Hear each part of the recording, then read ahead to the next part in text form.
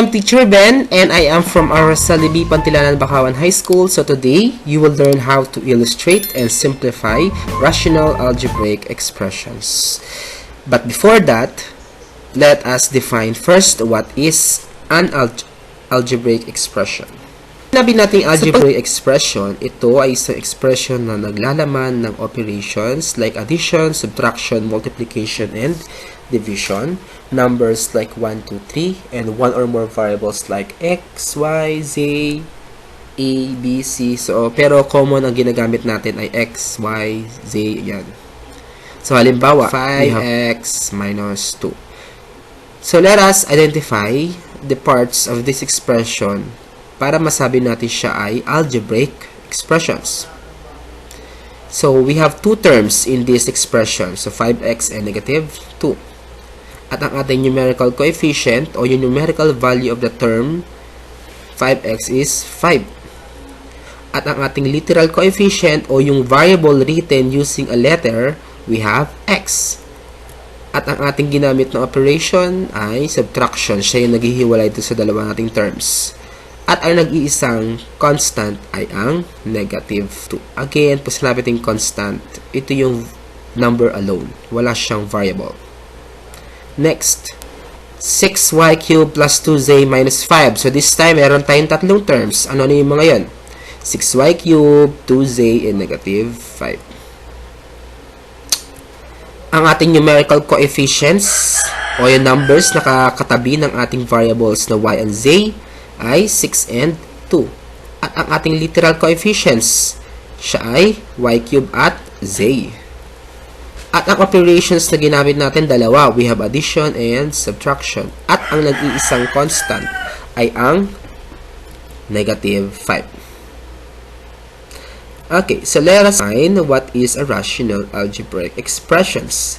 So, pag sinabi nating rational algebraic expression, isa itong expression na naglalaman ng numerator and denominator na parehas dapat na polynomials.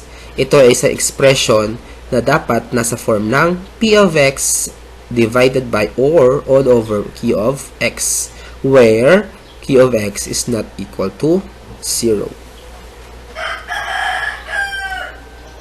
Halimbawa, x squared plus 3x plus 2 over x squared minus 1, y minus 2 over y plus 1, k over 3k squared minus 6k, and 1 minus m over m cubed. So, lahat ng ito ay isang example ng rational algebraic expression kasi nasa form siya ng p of x all over q of x. At mapapansin natin na ang numerators and denominators ng bawat expression ay nasa polynomial form. And yung ating denominators ay dapat hindi siya equal to 0. Kasi kung equal to 0 siya, ang tawag sa kanya ay undefined. Okay? These expressions, m plus 2 all over square root of 2, x raised to the negative 5th power plus 2 all over y plus 1, y all over 2y raised to the negative 3rd power minus square root of 3y, and c raised to the 4th power all over cube root of 5x. Ito ay hindi example ng ating rational algebraic expressions. Bakit? Kasi kung mapapansin nyo sa first and last expression natin, sa denominator nun, ay merong radical sign. Again, kung babalikan natin yung definition ng ating rational algebraic expression, dapat ang denominators and numerators ay dapat ay polynomial. Dapat siya ay polynomial. And, yan, dapat wala din siyang negative exponent doon sa ating variable. So, itong lahat ng ito ay not rational algebraic expressions. So, ibig sabihin ng rational algebraic expression, ito ay nasa form dapat ng p of x all over q of x. Dapat ang denominator and numerator ay dapat ay parehas na polynomials. Denominator should not be equal to 0 kasi otherwise kapag siya ay 0, siya ay undefined na. And the expression in both numerator and denominator should not have a radical sign and negative exponent in the variable. Okay, so identify lang natin kung alin sa mga sumusunod ang rational. Kapag rational, R ang ilagay. Kapag hindi ay n. Number 1, k over m squared plus 3k. So, siya ay rational. Bakit kamo? Kasi both the numerator and the denominator are polynomials. At mapapansin nyo, ang denominator niya ay not equal to 0. Wala tayong makikitang radical sign. Wala din tayong makikitang negative exponent. Number 2, okay, siya din ay rational algebraic expression. So, ganoon din ang definition. Numerator and denominator are both polynomials. Yung denominator niya ay hindi equal to 0, walang radical sign, and negative exponent in the variables. How about number 3? 3x over x squared plus x. Yan, siya rin ay rational algebraic expression. So, the same explanation. How about number 4? 2 over m raised to the negative 5th power. Ayan, so siya na ay not rational algebraic expression. Bakit? Kasi kung mapapansin nyo sa denominator, meron siyang negative exponent in the variable m, which is negative 5. Okay. Last, b over square root of 2x. Yan, siya rin ay not rational algebraic expression kasi merong radical sign doon sa ating denominator. Okay. So, let's now move on to our next topic, and that is simplifying rational algebraic expression. So, the process of simplifying rational algebraic expressions is similar to simplifying fractions. That is, we write the rational algebraic expression so that the numerator and the denominator have no common factors other than 1. So, ibig sabihin lang po niyan kung paano tayo mag-simplify ng fractions, ganun din lang ang process sa pag-simplify ng rational algebraic expression. At may steps na sinusunod. Unang-una, factor completely the numerator and denominator. 2. Separate and divide out common factor or factors if there is or are any. Multiply the remaining factors.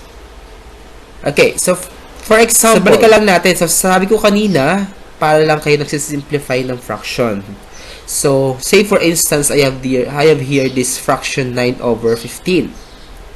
So, ang factors ng ating 9 or the numerator and the denominator are, ayan, so factors ng numerator muna ay 3 times 3, and then 15 is 5 times 3. And next step is divide or factor out the common, or divide the common factors. So, ang common do sa ating numerator and denominator ay 3. So, cancel out natin yon. So, kapag kinancel out natin yon, meron tayong matitirang 1 sa numerator at 1 sa denominator. And then, next step, multiply the remaining factors. Ayan. So, 3 times 1 all over 5 times 1. So, the final answer will be 3 over 5. Example. How about this? Yan, 28x cubed all over 7x raised to the 4th power. So, ganoon din ulit, factor completely the numerator and the denominator. So, factors ng 28x cubed ay 7 times 3 times x times x times x. So, ganoon din, i-factor out din natin yung variables. So, since ang ating variable ay merong 3rd power, so multiply lang natin yung ating x ng 3 beses. So, x times x times x. So, ang factors naman ng 7x raised to the 4th power are 7 times 1 times x times x times x times x. So, next step, divide the common factors or cancel out. So, cancel na yung ating 7. Cancel na yung ating isang pares ng x, another pares ng x, and another pair of x. So, multiply the factors. So, sa numerator, 3 na lang natin natira.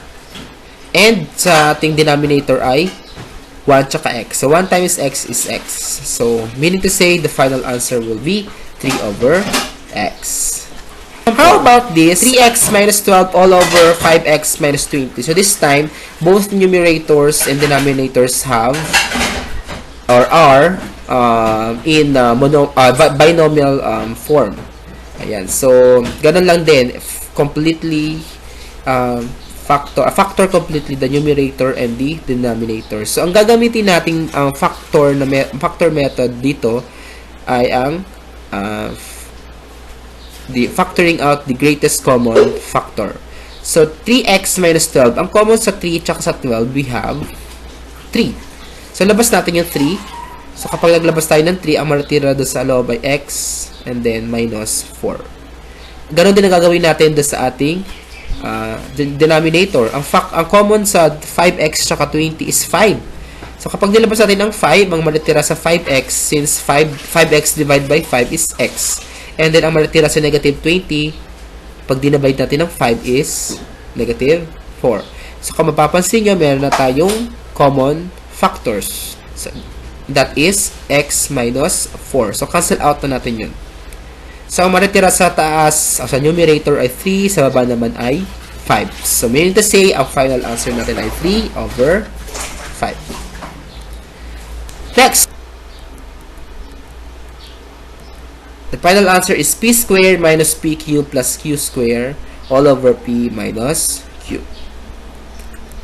How about this expression? 3x minus 9 all over 12 minus 4x. Kung mapapansin nyo, wala sa arrangement yung ating denominator. So, kapag ganon, baguhin muna natin yung arrangement. So, unahin muna natin yung variable. Mas nauna yung variable kaysa sa constant. So, ang mangyayari dyan ay 3x minus 9 all over negative 4x plus 12. Ayan.